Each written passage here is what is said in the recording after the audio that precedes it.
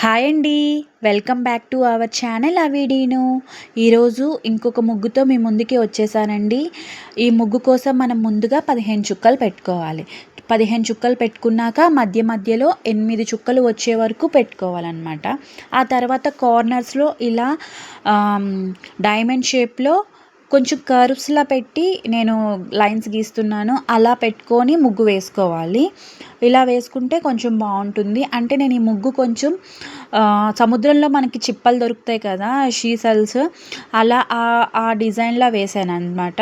అంతే, ఇంకేం లేదు. నార్మల్గా చాలామంది ఇలా స్ట్రైట్గా లైన్స్ కూడా గీసేస్తూ ఉంటారు, అలా కూడా బాగుంటుంది. కొంచెం డిఫరెంట్గా ఉండాలని ఇలా వేసానండి, అంతే. ఈ ముగ్గు కొత్తదేం కాదండి, పాతదేని.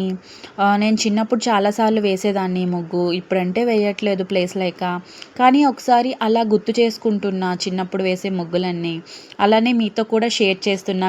మీకు కూడా ఈ ముగ్గు తెలుసా? మీరు ఎప్పుడైనా ఈ ముగ్గు వేశారా? వేస్తే కామెంట్ సెక్షన్లో కామెంట్ చేయండి. నాకు ఈ ముగ్గు తెలుసు, నేను కూడా వేసేదాన్ని అన్నట్టు. ఇంకేంటండి, అదిగోండి అలా లైన్స్ పెట్టి అవి షీషెల్స్లా కనిపిస్తాయి కదా, అలా ఆ డిజైన్ వచ్చేలా వేసాను, అంతే. అంటే చిన్నప్పుడు వేసేటప్పుడు ఇలాంటి ముగ్గులు వేసాక కాసేపు ఇలా కూర్చొని చూసేదానండి. ఒక ఫీలింగ్ ఉంటుంది కదా, ఈ ముగ్గు నేనే వేసాను, చాలా బాగా వేసాను అన్నట్టు ఒక హ్యాపీనెస్గా ఉంటుంది కదా, ఎంత బాగుందో నా ముగ్గు అన్నట్టు. అలా ఉండేది నాకు ఫీలింగ్ అప్పట్లో.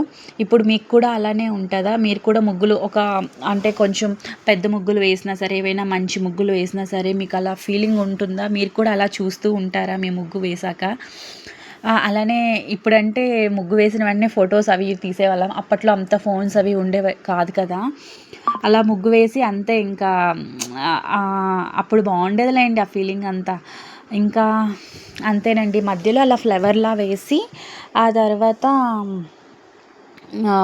లీవ్స్లా మధ్యలో పెట్టేశాను, అంతే. డిజైన్ ముగ్గు అయిపోయిందండి. ఈ వీడియో చూసేవాళ్ళు ఇంకా సబ్స్క్రైబ్ చేసుకోకపోతే సబ్స్క్రైబ్ చేయండి. నా ముగ్గు మీకు నచ్చితే లైక్ చేయండి. అలాగే మీ ఫ్యామిలీ మెంబర్స్కి కానీ మీ ఫ్రెండ్స్కి కానీ షేర్ చేయండి. అంతేనండి, ఇంకా ఉంటా. Bye bye. నెక్స్ట్ వీడియోలో మళ్ళీ కలుద్దాం.